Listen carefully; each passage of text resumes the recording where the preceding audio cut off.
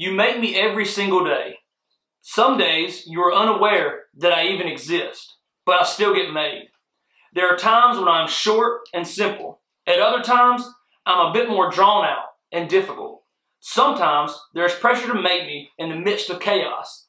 At other times, you get to make me in times of happiness and joy.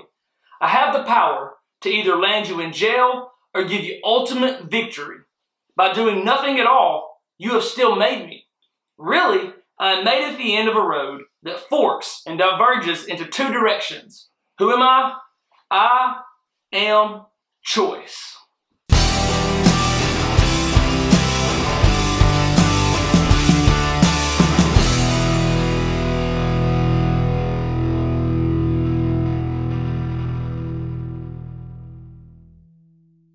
My name is Russ Warren, and I'm the author of You Choose.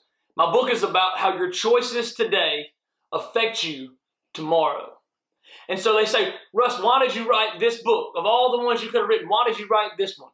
Well, I believe that the power of choice is one of our greatest gifts that we have, because we get to choose what we do with our lives.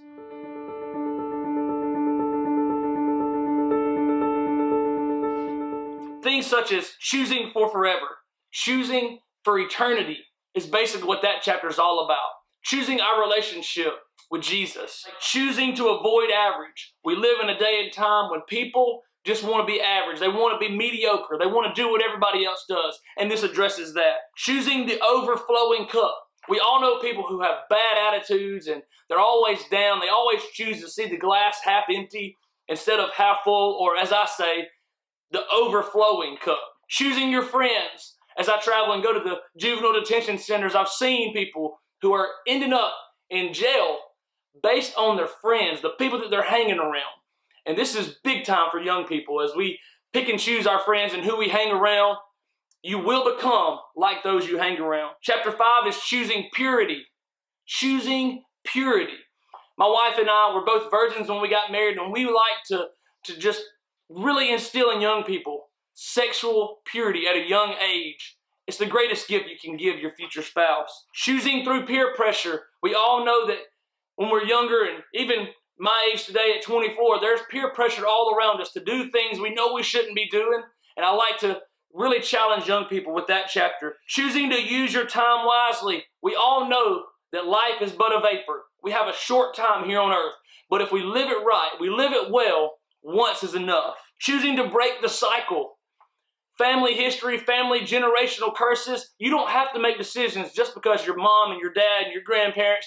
You are your own person. You get to make your own choice. You get to choose. Choosing again.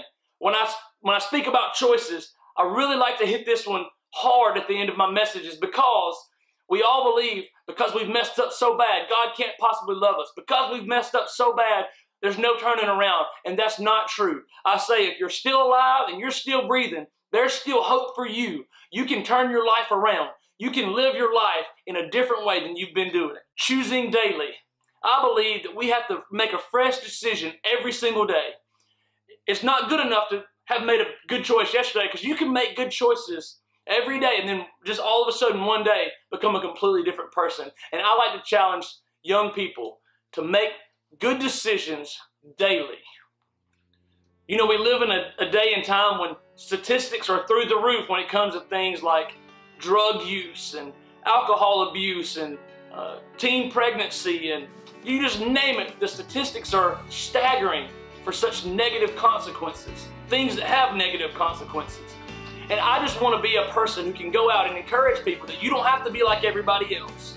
You can be your own person. You can make decisions that you know are right despite what everybody else is doing. I want to teach people to be statistic breakers, to be city shakers and world changers. And you can only do that when you're making decisions that will affect you positively in your future. See, we live in a day and time when the big saying is YOLO, you only live once. Live it up. And people use that to want to go party it up. But I say, you're right, YOLO, you only live once. But if you live it right, once is enough. We live in the microwavable society that says, I want what I want, and I want it now. I want it right now.